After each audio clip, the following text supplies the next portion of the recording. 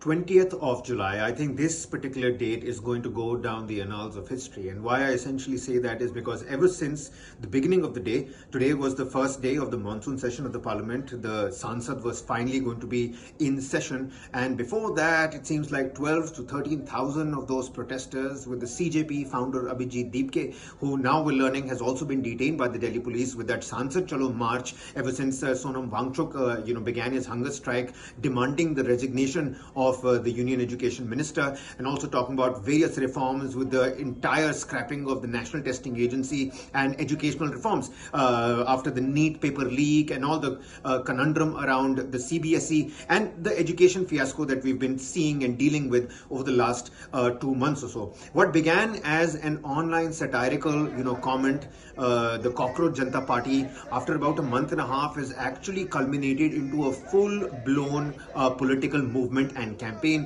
What we've been seeing in terms of pictures at the Jantar Mantar for the longest time, and today it seems like it finally reached a crescendo with the rapid action force coming into play, with the Delhi police personnel getting injured, about 10,000 protesters, many of them reaching very close to the parliament gate, mind you. Some of those visuals will tell you the story as well, very close to Rai Sena Road, and this is in the entire area in the vicinity of the parliament. We have some latest updates for you. Let me quickly take you, since this is a developing story, let me quickly take you through what we're picking up at this point in time. Abhijeet Dipke, the founder of the Cockroach Janata Party, he has now been detained.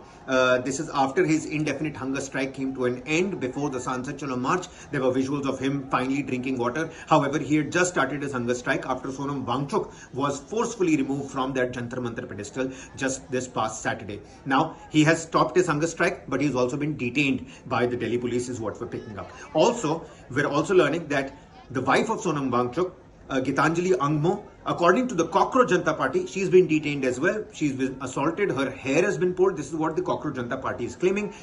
Several politicians and political leaders also had, given their support to the Cockroach Janata Party. Dimple Yadav from the Samajwadi Party and several of those leaders have also been detained. That is what the Samajwadi Party says. Now, there are several important things that one has to take a look at, because JP Nadda seems to be the person who's been designated to carry out these talks. Two spokespersons from the Cockroach Janata Party are finally going to be sitting with JP Nadda. There is going to be some sort of negotiation that is going to in fact take place. This is after about 30 days of this entire strike that we've been seeing at Jantar Mantar. What's more is that in the parliament today, Amit Shah, the Union Home Minister, met Union Education Minister Dharmendra Pradhan. So what's going to happen on that particular front, which raises several questions at this point in time.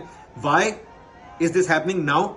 Will the meeting with JP Nadda produce a concrete resolution when it comes to an open dialogue between these two parties?